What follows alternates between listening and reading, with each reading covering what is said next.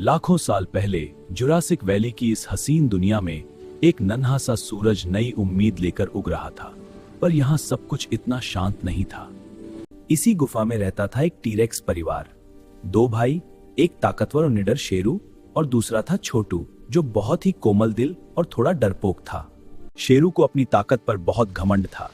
उसकी एक दहाड़ से पूरा जंगल कांप उठता था और वो हर वक्त अपने छोटे भाई छोटू का मजाक उड़ाता रहता था।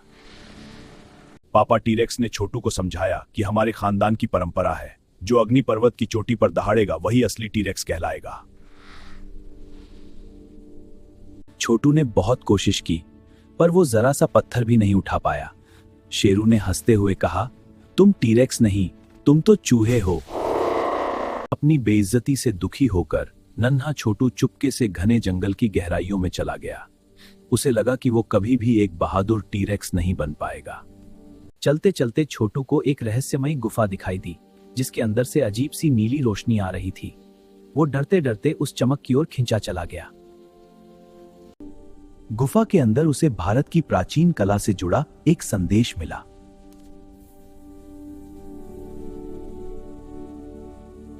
तभी अंधेरे में दो लाल आंखें चमकी। एक प्राचीन भयानक राक्षस जाग चुका था, जिसे देख नन्हे छोटू के पैर कांपने लगे। वो राक्षस छोटू के घर की तरफ बढ़ रहा था, जहां उसके मम्मी पापा और भाई शेरू गहरी नींद में सो रहे थे। छोटू जानता था कि वो कमजोर है, पर अपने परिवार को बचाने के लिए उसने पहली बार अपने डर का सामना करने की ठानी।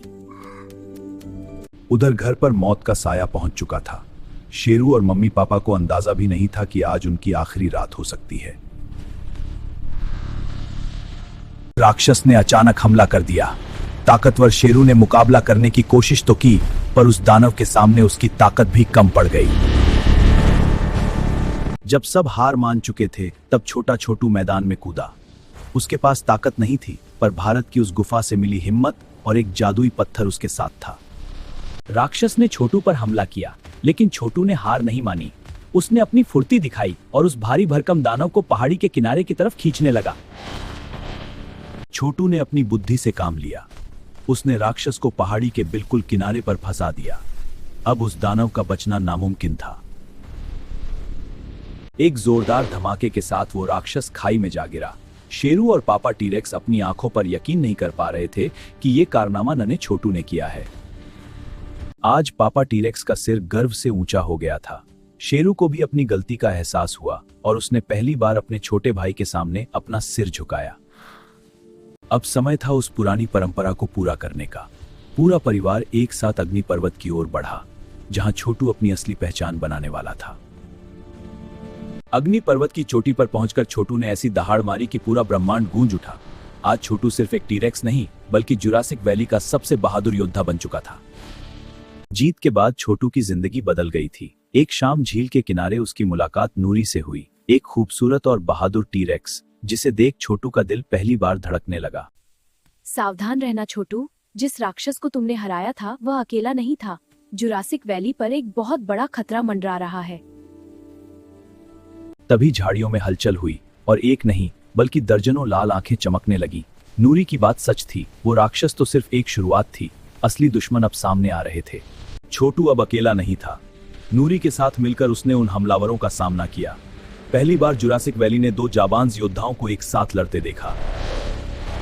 नूरी की फुर्ती और छोटू की समझदारी ने कमाल कर दिया। नूरी ने अपनी पूंछ के एक ही वार से हमलावरों को धूल चटा दी। दोनों की जोड़ी अब अजेय लग रही थी। हमलावर तो भाग गए, पर वो पीछे छोड़ गए एक अजीब सा निशान। छोटू समझ गया था कि ये कोई मामूली हमला नहीं था, बल्कि किसी गहरी साजिश का हिस्सा था। उस रहस्यमयी जादुई निशान का पीछा करते हुए छोटू और नूरी एक ऐसी घाटी में पहुंचे जहां की हवा में भी खतरा महसूस हो रहा था। यहाँ का हर पत्थर एक नया राज उगल रहा था। घाटी की गहराइयों से निकला काल, एक ऐसा विशाल टीरेक्स जिसके पास काली शक्तियां थीं।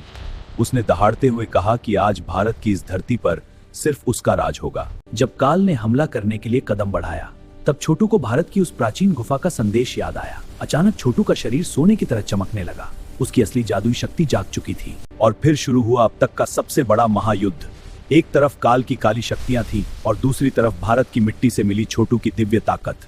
पूरी घाटी धमाकों से गूंज उठी। छोटू के एक आखिरी प्रहार ने काल की काली शक्तियों को मिट्टी में मिला दिया। बुराई का अंत हुआ और भारत की इस पावन भूमि पर फिर से शांति की सुबह हुई।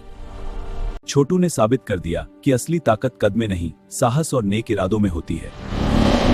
जिसका राजा था हमारा नन्हा और बहादुर छोटू। शांति के कुछ महीने बीत चुके थे, लेकिन एक सुबह अचानक पूरी धरती कांपने लगी। जुरासिक वैली की जमीन फटने लगी और गहराइयों से एक अजीब सी हरी धुंध निकलने लगी। धरती के उस फटे हुए हिस्से से निकला पाताल लोक का एक खूंखार शिकारी। इसके शरीर पर पत्थर जैसी खाल थी और आंखों में जहर जैसा हरा उजाला। ये कोई साधारण दुश्मन नहीं था। छोटू और नूरी ने मिलकर उस पर हमला किया, लेकिन उस पत्थर जैसे शरीर पर किसी भी वार का असर नहीं हो रहा था। पाताल लोक के इस शैतान की खाल लोहे से भी ज्यादा मजबूत थी। जब ताकत काम नहीं आई तो छोटू को समझ आया कि इस पथरीले राक्षस को हराने का राज भी उसी पुरानी जादुई गुफा में छिपा है। उसे फिर से उन प्राचीन शक्तियों को जगाना होगा। गुफा के सबसे गहरे कोने में छोटू को मिला स्वर्ण कवच का राज। ये कोई साधारण कवच नहीं था, बल्कि भारत के प्राचीन योद्धाओं की शक्ति थी, जो केवल एक सच्चे दिल वाले टीरेक्स के लिए ही जागती थी। जैसे ही छोटू ने उस कवच को छुआ, उसकी पूरी काया पलट गई। अब वो सिर्फ एक टीरेक्स नहीं, बल्कि स्वर्ण योद्धा बन चुका था। एक ऐसी शक्ति जिसे कोई भी पत्थर नहीं तोड़ सकता था। स्वर्ण योद्धा छोटू ने जब अपना पहला प्रहार किया तो पाताल लोक के उस राक्षस की पथरीली खाल कांच की तरह टूटने लगी। अब ये सिर्फ ताकत की नहीं, बल्कि चमत्कार की लड़ाई थी। हारते देख पाताल लोक के उस राक्षस ने अपना सबसे खतरनाक रूप दिखाया। उसके पत्थर जैसे शरीर से अब खौलता हुआ लावा बहने लगा। वो अब एक जलता हुआ दानव बन चुका था। छोटू ने देखा कि लावा से बना वो राक्षस पानी से डर रहा था। उसने नूरी को इशारा किया और दोनों उसे घाटी के सबसे बड़े झरने की ओर ले जाने लगे। यही उसे ठंडा करने का इकलौता तरीका था। छोटू और नूरी ने बेधकेल दी। जैसे ही लावा और पानी का मिलन हुआ, एक जोरदार धमाका हुआ और वो पत्थर का राक्षस हमेशा के लिए शांत हो गया। पाताल लोक का वो राक्षस तो शांत हो गया, लेकिन अपनी राख के बीच वो छोड़ गया एक रहस्यमयी हरा रत्न। छोटू को नहीं पता था कि ये रत्न किसी बड़े आने वाले खतरे की चाबी थी। जैसे ही छोटू ने उस हरे रत्न को छुआ, उसे एक भयानक आवाज सुनाई दी। ये एक नक्शा था जो पाताल लोक के सबसे गहरे रास्ते की ओर इशारा कर रहा था। असली खतरा तो अभी शुरू ही हुआ था। छोटू और नूरी ने तय किया कि वो उस खतरे के घर यानी पाताल लोक तक जाएंगे। अंधेरी गुफाओं और डरावने रास्तों से होते हुए वो उस जगह पहुंचने वाले थे जहां से आज तक कोई टीरेक्स वापस नहीं आया था। पाताल लोक के प्रवेश द्वार पर उनका सामना हुआ सफेद साए से। ये एक अंधा टीरेक्स था जो देख तो नहीं सकता था, लेकिन उसकी सुनने और सूंघने की शक्ति किसी भी शिकारी से 10 गुना ज्यादा थी। छोटू और नूरी को पता था कि एक छोटी सी आहट भी उनकी जान ले सकती थी। वो दबे पांव सूखी हड्डियों के ढेर पर चल रहे थे, जबकि वो सफेद राक्षस उनकी खुशबू सूंघने की कोशिश कर रहा था। तभी नूरी का पैर एक सूखी हड्डी पर पड़ा और सन्नाटे में एक जोरदार आवाज हुई। उस अंधे पहरेदार ने आवाज सुनते ही अपना भयानक मुंह खोला और दहाड़ते हुए उन पर झपट पड़ा। वो अंधा राक्षस अब उनकी आवाज और कदमों की गूंज पर हमला कर रहा था। गुफा की संकरी गलियों में छोटू और नूरी अपनी जान बचाकर भाग रहे थे, लेकिन वो सफेद साया उनसे भी तेज था।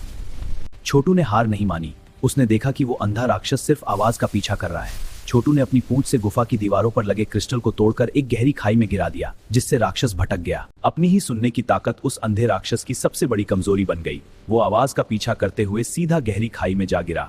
छोटू और नूरी ने एक बार फिर मौत को मात दे दी थी। आखिरकार वो पहुंच गए पाताल लोक के उस दरबार में जहां से काली शक्तियां जन्म लेती थी। वहां के सिंहासन पर जो मां किसे मास छाया सम्राट ने अपनी जगह से उठते ही अपनी जादुई शक्तियों का जाल बिछा दिया। बैंगनी बिजली की चमक ने छोटू और नूरी के बीच एक ऐसी दीवार खड़ी कर दी जिसे पार करना नामुमकिन लग रहा था। जब बैंगनी बिजली ने उन्हें घेर लिया, तब छोटू ने अपने अंदर छिपी भारत की प्राचीन शक्ति को पुकारा। एक बार फिर स्वर्ण कवच जाग उठा। छोटू के स्वर्ण कवच की चमक के सामने वो काली बिजली टिक नहीं पाई। एक जोरदार टक्कर के साथ उसने उस दीवार को चकनाचूर कर दिया और अपनी नूरी तक पहुंच गया। अब बारी थी छाया सम्राट को तोड़ने की। पाताल लोक के उस दरबार में अब 2 महाशक्तियों की टक्कर थी। एक तरफ थी भारत की प्राचीन सुनहरी शक्ति और दूसरी तरफ सदियों पुराना काला साया। हर प्रहार से पूरी धरती कांप रही थी। छोटू और नूरी ने अपनी शक्तियों को एक कर दिया। उस सुनहरी और गुलाबी रोशनी के सैलाब में वो छाया सम्राट टिक नहीं पाया और धुएं की तरह हवा में गायब हो गया। पाताल लोक का अंधेरा हमेशा के लिए छंट गया। बुराई के अंत के साथ ही छोटू ने अपनी बची हुई जादुई शक्ति से धरती के घावों को भर दिया। जहाँ कभी राख और लावा था, वहाँ अब हरियाली और फूलों की खुशबू महकने लगी। और इस तरह छोटू और नूरी की ये बहादुरी भरी कहानी एक खूबसूरत मोड़ पर आकर ठहर गई। अगर आपको इनकी दोस्ती और ये एडवेंचर पसंद आया तो अभी हमारे चैनल काबू कार्टून्स को सब्सक्राइब करें। यहाँ हर दिन मिलता है एक नया रोमांच और ढेर सारी मस्ती। तो जुड़िए काबू कार्टून्स के साथ।